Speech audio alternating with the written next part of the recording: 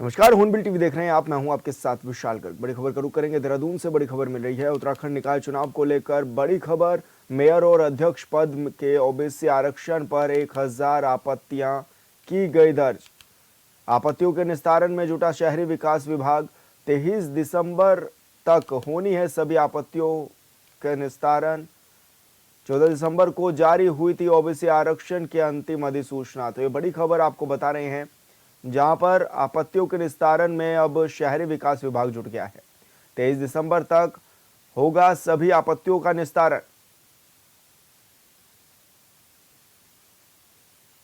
तो बड़ी खबर आपको बता रहे हैं, जहां पर 14 दिसंबर को जारी हुई थी ओबीसी आरक्षण की अंतिम अधिसूचना।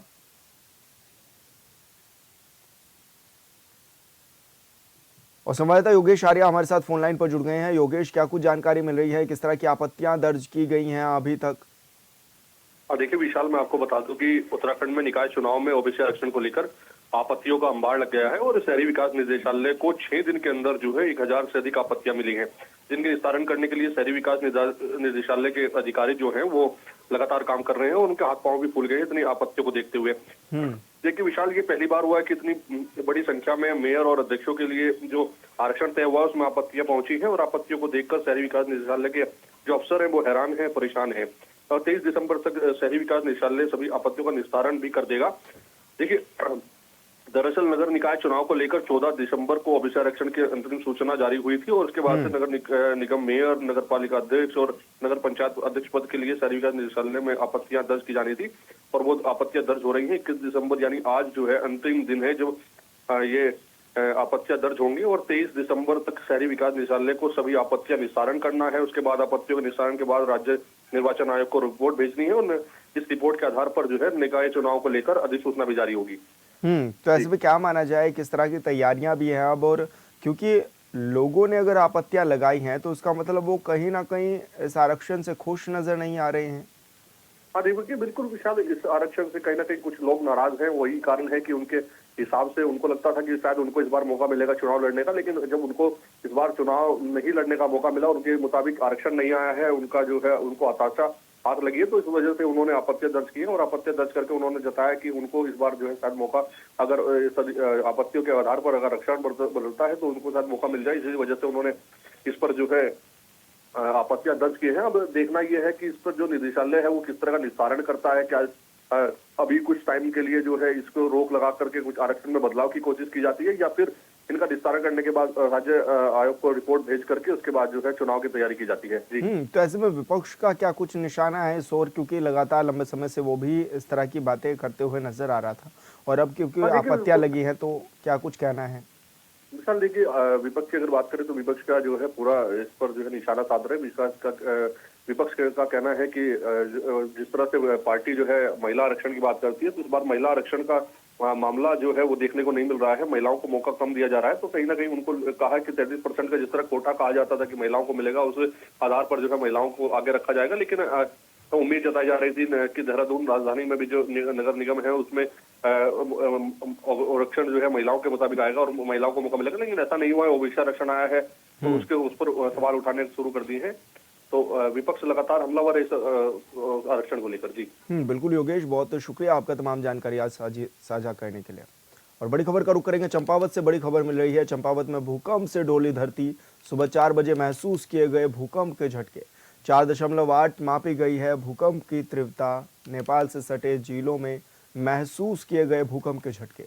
और ये भी बताया जा रहा है कि नेपाल रहा भूकंप का केंद्र। तो ये बड़ी खबर आपको बता रही हैं, जहां पर नेपाल से इस भूकंप की शुरुआत हुई है और ऐसे में सुबह 4 बजे ये भूकंप के झटके भी महसूस किए गए हैं।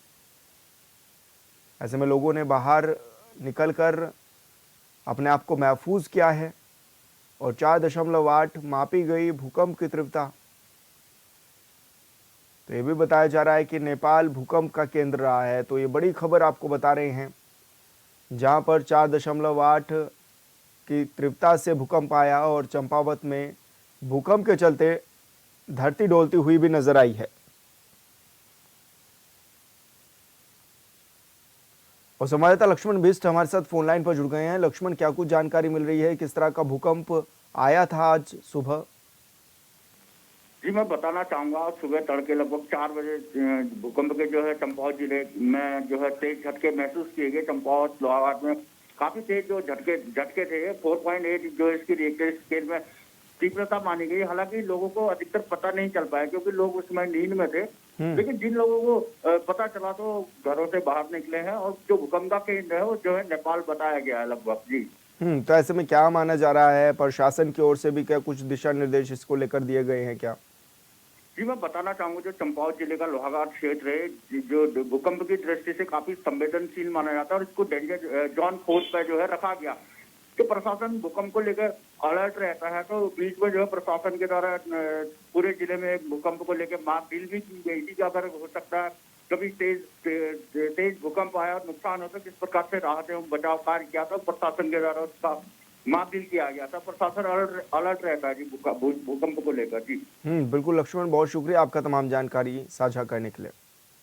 डोईवाला में नगर पालिका अध्यक्ष पद के लिए होने वाले चुनाव को लेकर बीजेपी के कार्यकर्ताओं ने रायशुमारी की है, जिसमें कई नेताओं ने अध्यक्ष पद के लिए अपनी मजबूत दावेदारी भी पेश की है। वहीं भानियावाला में भी अध्यक्ष पद के लिए रायशुमारी की गई, जिसमें नरेंद्र सिंह नेगी, संजीव सैनी समेत 16 से ज्यादा लोगों ने अध्यक्ष पद के लिए अपनी दावेदारी पेश की है। वहीं जिला अध्यक्ष रविंद्र राणा ने बताया है कि सभी कार्यकर्ता एकमत होकर चुनाव मैदान में उतरेंगे। साथ ही दावा किया जा रहा है कि बीजेपी के कार्यकर्ता चुनाव के लिए पूरी तरह से तैयार हैं।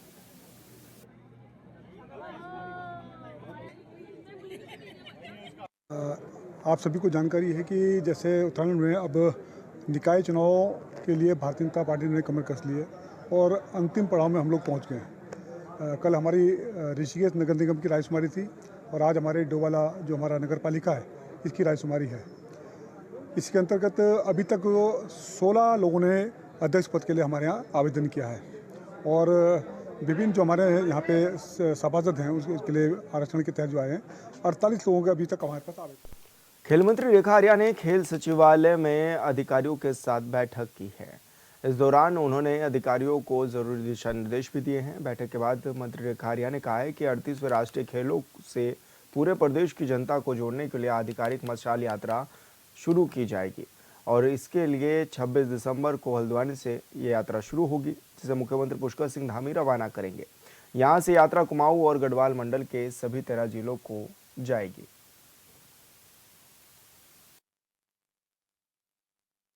15 दिसंबर को आप हम सब लोगों ने हम उसके साक्षी बने हैं। बहुत ही वृहद कार्यक्रम और ऐतिहासिक कार्यक्रम रहा है। उसी कड़ी को आगे बढ़ाते हुए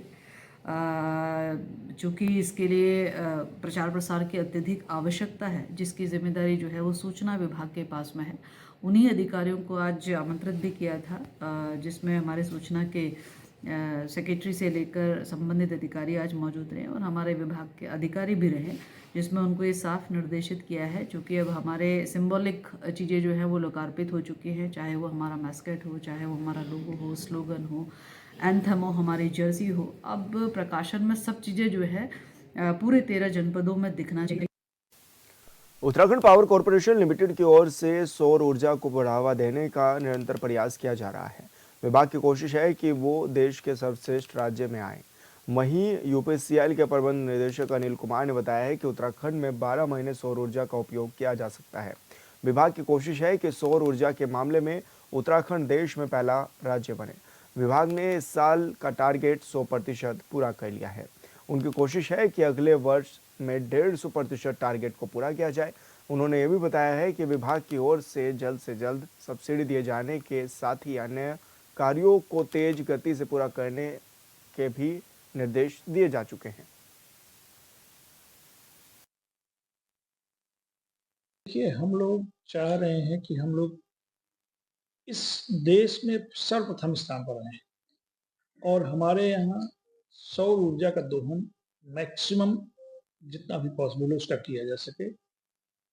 जैसा कि आप सब लोगों को मालूम है कि ठंड में भी हमारे यहाँ सूर्य का उदय होता है, फॉग का असर कम रहता है, तो साल भर हमारे यहाँ सोलर एनर्जी का दोहन हो सकता है। हम लोगों का प्रयास यही है कि जो राष्ट्रीय टारगेट्स दिए गए हैं वो 100% से ज़्यादा किए जाएं। 100% जैसा कि हमने वहाँ भी बताया था साउथ टॉपिक में भी कि हमारे जो राष्ट्रीय टारगेट्स थे, हम 100% ऑलरेडी अचीव कर चुके हैं। भविष्य में भी हमारा प्लान ये है कि हो सकता है कि इस बार हम लोग 150% के करीब जो टारगेट्स हैं डोमेस्टिक का। आगामी पर्व और नववर्ष के चलते दून पुलिस के लिए दिसंबर का महीना काफ़ी चुनौती भरा होता है। दरअसल क्रिसमस डे के साथ ही नए साल का जश्न और 26 दिसंबर से शुरू होने जा रहे मसूरी विंटर कार्निवल में भारी भीड़ उमड़ने की भी उम्मीद जताई जा रही है, जिसको लेकर दून पुलिस ने नई कार्य योजना तैयार कर ली है। वहीं तैयारियों की जानकारी देते हुए एसएसपी अजय सिंह ने बताया है कि सभी कार्यक्रमों को देखते हुए पुलिस फोर्स ने पुख्ता इंतजाम कर लिए हैं। इसके अलावा दून पुलिस ने विशेषकर मसूरी में जाम की समस्या को देखते हुए ट्रैफिक इंस्पेक्टर की तैनाती भी की है, साथ ही जगह जगह पार्किंग की व्यवस्था भी की है।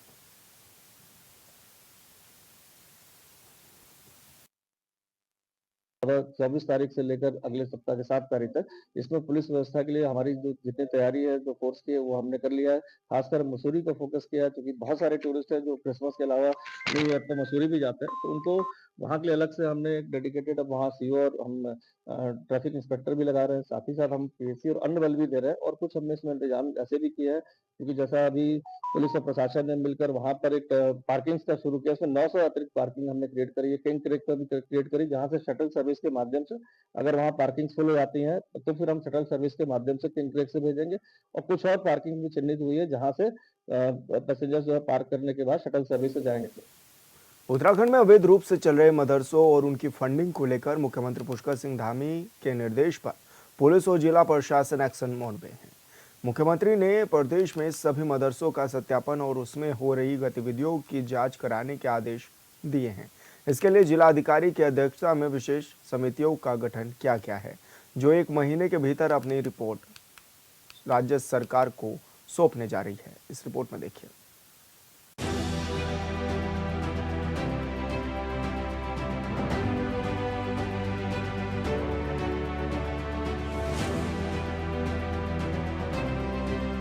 उत्तराखंड में धामी सरकार का बड़ा आदेश।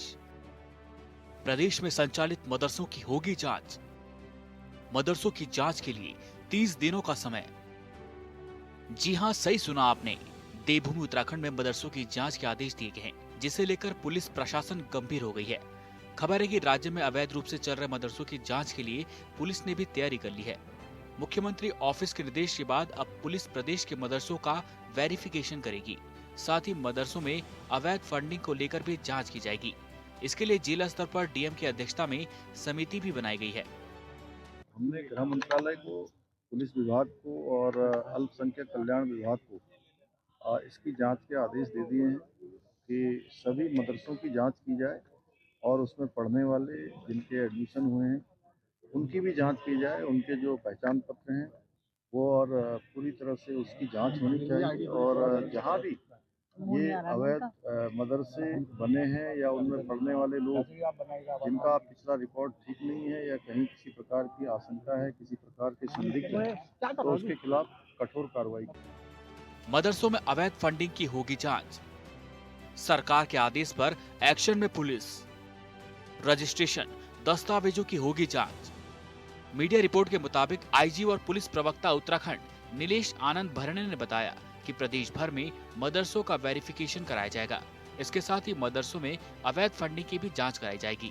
साथ ही यह भी देखा जाएगा कि मदरसों में बाहरी राज्यों के बच्चे तो नहीं पढ़ रहे, और पढ़ रहे हैं तो कब से पढ़ रहे हैं। समिति सभी मदरसों की जांच कर 1 महीने में इसकी रिपोर्ट सौंपेगी। माननीय मुख्यमंत्री उत्तराखंड शासन के द्वारा जो है ये निर्देश दिए गए, माननीय पुलिस महानिदेशक को निर्देश दिए गए कि राज्य में कुछ ऐसे गैर पंजीकृत जो है गैर अवैध मदरसे कुछ चल रहे, इसकी जांच की जाए, इनका सत्यापन किया जाए। साथ ही जो है कुछ इस ऐसे मदरसों में जो बाहरी राज्य के बच्चे पढ़ते हैं उनको भी देखा जाए, इनके भूमि दस्तावेज सब चीज़ों की जांच की जाए। इसके लिए एक जिला स्तर पर भी डीएम की अध्यक्षता में जो है एक सर्वसमावेशक सभी विभागों की एक समिति बनी है। जो समिति जो है जिला स्तर पर जो पंजीकरण है इनका मदरसों का वो चेक किया जाएगा और इसमें जो है 1 माह के भीतर जो है इसमें रिपोर्ट सबमिट की जाएगी। हरिद्वार में 30 मदरसों पर हुई थी कार्रवाई। बिना रजिस्ट्रेशन के चल रहे थे 30 मदरसे। अवैध गतिविधियों को रोकना है उद्देश्य।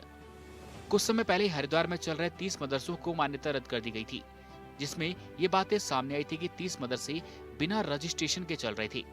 वेरिफिकेशन अभियान का मुख्य उद्देश्य अवैध गतिविधियों को रोकना है, साथ ही सुनिश्चित करना है कि सभी मदरसे कानूनी प्रक्रिया के तहत काम कर रहे हैं या नहीं। सभी जिलों के अधिकारियों को 1 महीने के भीतर विस्तृत जांच रिपोर्ट सौंपने के निर्देश दिए गए हैं। जो हमारे मुख्यमंत्री श्री पुष्कर सिंह धामी जी ने ये फैसला लिया है कि अवैध मदरसों को ध्वस्त किया जाए और उनके खिलाफ सख्त से सख्त कार्यवाही करी जाए, वो बहुत ही सराहनीय और नेक फैसला है, क्योंकि ये जो जमीनों पे अतिक्रमण करा जा रहा है, उसमें अवैध मदरसे बनाए जा रहे हैं, उनकी फंडिंग कहाँ से आ रही है और फंडिंग के बाद वहाँ मदरसों में क्या पाठ बच्चों को पढ़ाया जा रहा है, बच्चों को किस दिशा में लेके जाया जा रहा है, क्या उनका प्रयोजन है इस तरीके से अवैध मदरसा बनाने का, उन सब चीजों को लेकर जो ये मुख्यमंत्री जी ने ऐतिहासिक फैसला लिया है वो बहुत ही सराहनीय है। और विपक्ष जिस प्रकार से तुष्टीकरण की राजनीति करता आया है, दुष्टीकरण की राजनीति करता आया है, इन्होंने जो ये कार्य किए हैं उसको पूरी तरीके से खत्म करना बहुत ही आवश्यक है, क्योंकि ये हमारा भारतवर्ष है और भारतवर्ष में हम सभी एकजुटता के साथ रहते हैं।